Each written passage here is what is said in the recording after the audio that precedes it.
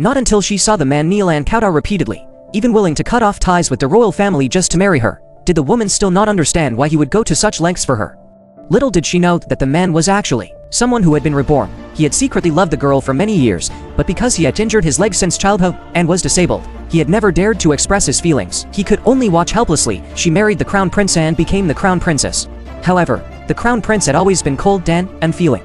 Moreover, the emperor was wary of the Z family's military power, so he specially sent her father to resist foreign invaders. Little did anyone know that this was just a conspiracy of the emperor to eliminate the Z family. When her father was trapped and in need of rescue, the emperor sent neither troops nor food supplies. The woman knelt outside the palace gate for a long time, but was kept out. The crown prince did not care about their husband-wife bond at all. He directly cut off all ties with her. As a result, her father ran out of ammunition and food, and was besieged to death. When the woman escorted her father's coffin back to the capital, her former rival blocked the palace gate and refused to let her enter.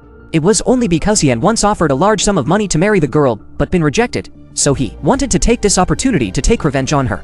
He demanded that she crawl over a board with nails before he would let them enter the capital. To let her father's coffin be buried as soon as possible, the girl did as he required. Unexpectedly, she was shot by an arrow that pierced her heart.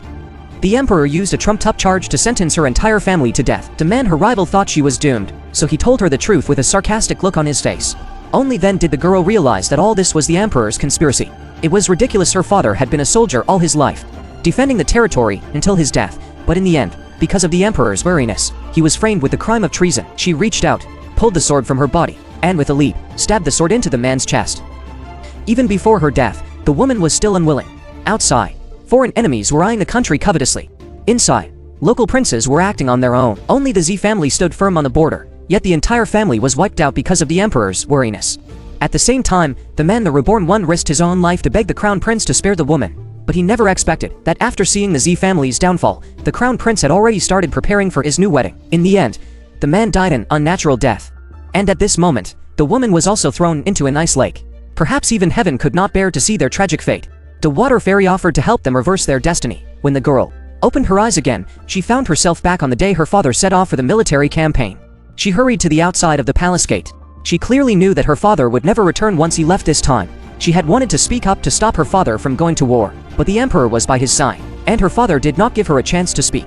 Instead, he begged the emperor for an imperial edict of marriage, hoping that after he left, his daughter could marry someone she loved. To make him go to his death without worrying, the emperor put on a false show of harmony between the monarch and his subjects. He immediately brought an imperial edict of marriage to the girl, stating that the girl could choose her own spouse. Hearing this, her father finally left with peace of mind. Only then did the girl get the chance to tell her father the truth. Unexpectedly, her father said,